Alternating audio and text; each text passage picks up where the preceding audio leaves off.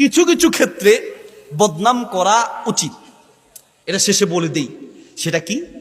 কোন মেয়ের বিয়ের জন্য আপনার সাথে পরামর্শ করতে এসেছে, আপনি জানেন এই মেয়েটার চারিত্রিক সমস্যা আছে, আর যে ছেলেটা প্রস্তাব নিয়ে এসেছে এই ছেলেটা একটা ভালো ছেলে।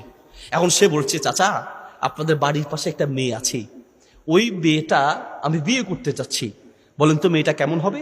আপনি জানেন যে ওই মেয়েটা হচ্ছে শয়তান নাম্বার 1, নোয়াখালী ফেনীর ভাষায় কয় জাইরবার গুয়ার কদ্দা, বুঝেন নেই? শয়তান নাম্বার 1, দুনিয়ার চরিত্রহীন।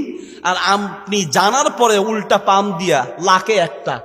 ওই যে বিশেষ করে যারা বিয়ে পড়ায় ঘটকালি করে এদের কথা শুনলি মেয়ে যেটাই মানে তার কাছে আসে ওটা লাখে একটা, বুঝেন নেই? লাখে একটা এমন ভাবে বলবে যে ফেরেশতা, মনে হয় জানো এটা বিয়ে করলে আপনি এখনই জান্নাতি হয়ে গেছেন, হ্যাঁ জান্নাত কনফার্ম, নাউজুবিল্লাহ। সম্মানিত হাজরিন, এইরকম ক্ষেত্রে মানুষকে বিপদ থেকে রক্ষার জন্য গীবত করা জায়েজ আছে। যদি আপনার পুরো নাও বলতে পারেন তবে সেক্ষেত্রে আপনি উল্টা পাম দেওয়া যাবে না। পাম বুঝেন তো? আর দুনিয়া তামসি আলাল পাম, তারা ফাম দিয়ে হারিয়ে আলাইছে, ওরে বাপ যে ফাম দেয়, যে ফাম দেয় ফাম দিয়ে উড়াই ফেলে। প্রিয় ভাইয়ের আমার, আপনি কারোর প্রশংসা তখন করবেন যদি সত্যিকার অর্থে তার প্রশংসার যোগ্য হয়, কিন্তু আপনি তার বদনাম করতে পারছেন না, তাহলে অন্তত এতটুকু বলেন যে বাবা বিয়ে শাদী করবা, আমি তোমাকে বলতে পারবো না, কারণ বলতে গেলে সমস্যা আছে, তুমি আরো ভালো করে খোঁজ খবর নিয়ে দেখো, তুমি আরো ভালো করে খোঁজ খবর নিয়ে দেখো। আপনি বলতে না পারেন অন্তত তাকে খোঁজ নেওয়ার জন্য বলেন। বুঝতে পেরেছি?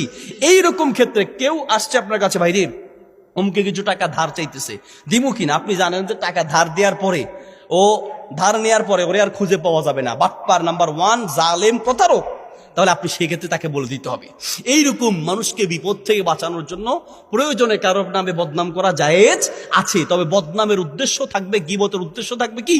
আরেকজনকে রক্ষা করা, আরেকজনকে বিপদ থেকে বাঁচানো। কিন্তু তাকে তুচ্ছ তাচ্ছিল্য করা যদি আপনার অপমান থাকে তাহলে সেটা গীবত হবে এবং কিয়ামতের মাঠে আসামির কাঠগড়ায় দাঁড়াতে হবে। আল্লাহ সুবহানাহু ওয়া তাআলা আমাদের সবাইকে এই জিহ্বাটা সকল বিপদ থেকে আল্লাহ আমাদেরকে হেফাজত করার তৌফিক দান করুন, আমিন।